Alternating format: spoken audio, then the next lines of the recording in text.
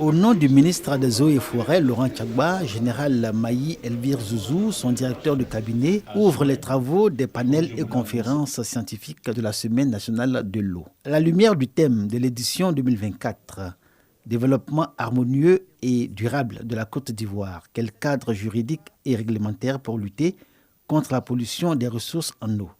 Les experts ont développé deux thématiques. Ce cadre de réflexion permettra aux acteurs du secteur de l'eau de formuler des recommandations pour adresser les défis du secteur. Face à l'importance de cette ressource pour le développement économique, social et environnemental, j'en appelle à une synergie d'action entre les acteurs du secteur de l'eau pour relever les défis de la mise en œuvre de la GIE. Le Maroc, invité spécial à la 9e édition de la Semaine nationale de l'eau, prend part aux panels et conférences scientifiques.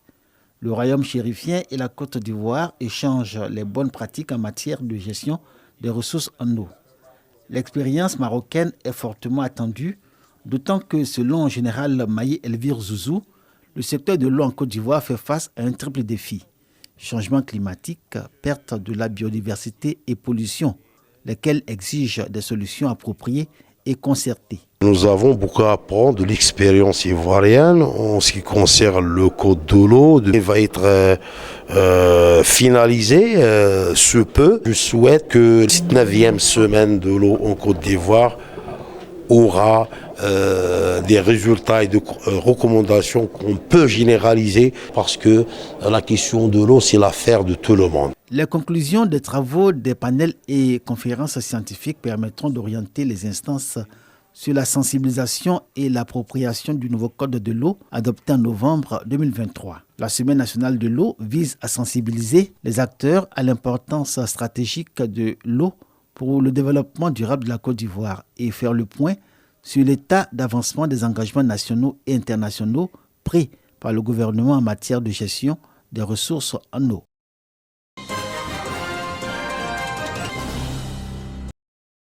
Les diplomates ivoiriens renforcent leurs capacités. La formation est initiée par le ministère des Affaires étrangères, de l'intégration africaine et des Ivoiriens de l'extérieur.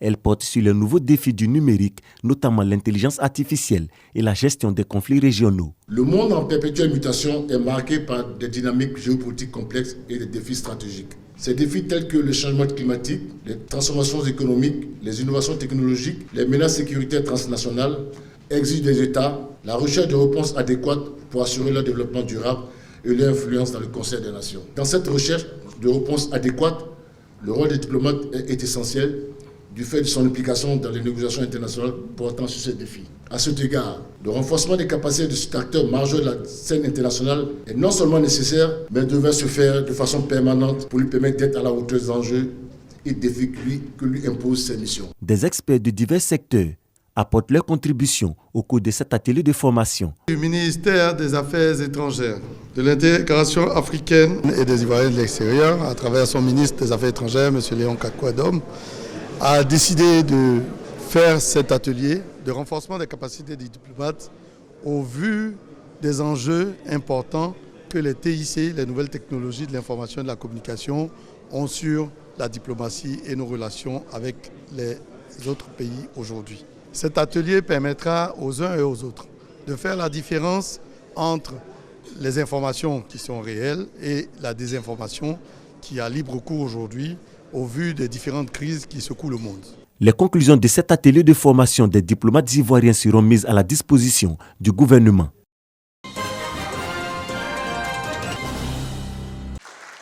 La prospective et le développement de l'Afrique, c'est le thème du deuxième colloque international de la chaire UNESCO Anticipation, Prospective et Territoire durable à Bouaké. Un colloque qui réunit des experts et chercheurs venus des 4 coins du globe.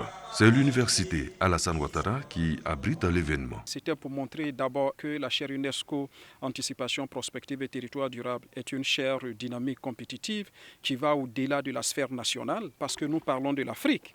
Le thème, c'est la prospective et le développement de l'Afrique. Cette conférence a ambition d'interroger le développement de la prospective sur le continent et sa contribution dans le développement de l'Afrique. C'est le professeur Alioune Sall, fondateur du groupe de réflexion panafricain de l'Institut des futurs africains, qui anime le thème. S'intéresser à l'avenir et prévoir ce qui peut passer, ce qui peut arriver, réfléchir sur ce qui peut passer, peut permettre d'accroître les marges de liberté dont disposent les décideurs. Parce que gouverner, c'est d'abord être capable de prévoir. La chaire UNESCO Anticipation prospective et territoire durable existe à l'université Alassane Ouattara depuis 2022.